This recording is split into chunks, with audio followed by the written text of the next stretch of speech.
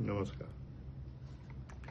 आज मेरा शादी की सालगिरह है, इसलिए आज मैं आप लोगों को अपना अनुभव का कुछ निचोड़ देना चाहता हूँ। मैं कोई विद्वान वेद शास्त्र का ज्ञाता नहीं हूँ। गृहस्थ आश्रम में रहकर मैंने अध्यात्म को बारीकी से परखा है, वही मैं शेयर करना चाहता हूँ। जैसे बच्चे जब गणित सॉल्व करते हैं तो उसमें फॉर्मूले की जरूरत होती है, उस फॉर्मूला के द्वारा आसानी से गणित सॉल्व कर लेते हैं। उसी प्रकार मैं कुछ अध्यात्म का टिप्स लेकर आया हूँ, जिससे आपको भगवान के नजदीक जाने में सहायता मिलेगा। यह एकदम प्रैक्टिकल किया हुआ है।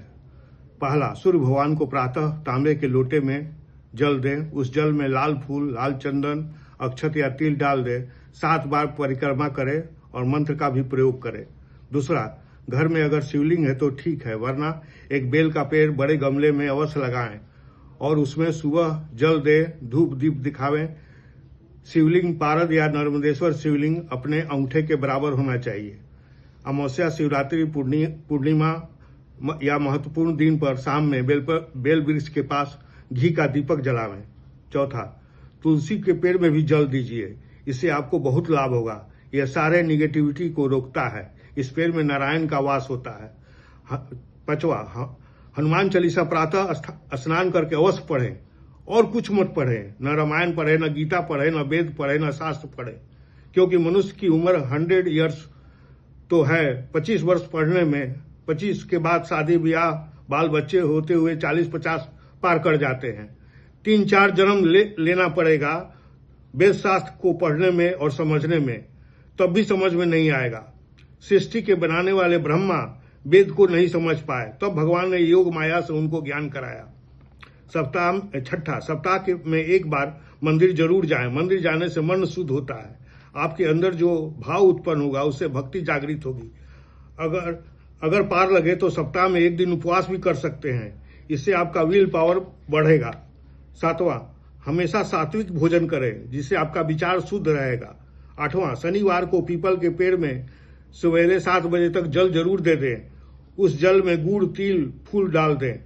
एक तेल का दीपक जरूर जलावें। 9वां, हमारे अंदर जो काम, क्रोध, लोभ, राग, द्वेष, अहंकार है, उसको दूर भगाना होगा। यही मनुष्य के पतन का कारण है।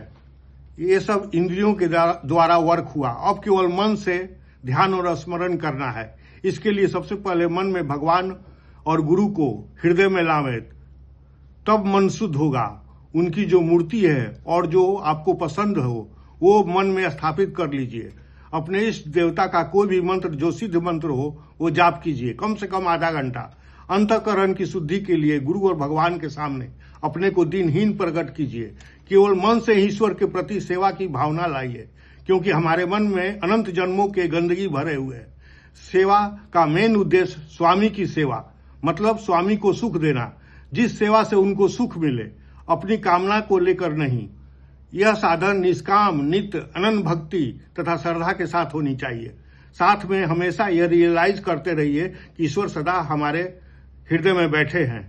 हम लोग जो भगवान का नाम जपते हैं वैसी भावना बनावें, मन को लगावें। मन को धीरे धीरे संसार से हटाना होगा। लोग भगवान का नाम लेते हैं, राम राम करते हैं, राधे राधे करते हैं, लेकिन ये केवल मुंह से बोलते हैं। भगवान के नाम का मतलब पहले जो इष्ट देव हैं उनको मन के सामने प्रकट कीजिए, मन से पूजा कीजिए, तब जप कीजिए। लोग भगवान का जाप करते हैं तो मन संसार में लगाए रहते हैं और इंद्रियां भगवान पर। जिसका स्मरण मन करता है उसी की भक्ति मानी जाती है।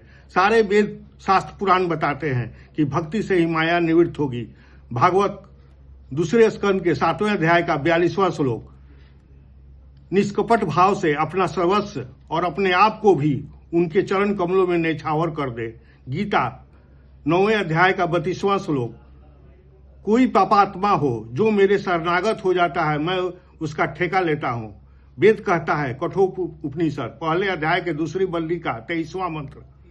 शास्त्र वेद का अध्ययन, योग, तपस्या, ज्ञान, कर्म कुछ भी कर डालो, भगवान को नहीं प्राप्त कर सकते। परिश्रम करके करोड़ों वर्ष तब कर डालो। जिस पर भगवान कृपा करके अपना शक्ति दे दे, तब वह जान सकता है। काक, भूसुंडी और गरुड़ सब जान गए। इसलिए शरणागत भक्ति का सर्वोच्च स्तर है। इसमें भक्त अपने अहंकार, कर्मों का फल और भय को त्याग कर स्वयं को पूरी तरह भगवान के हवाले कर देता है।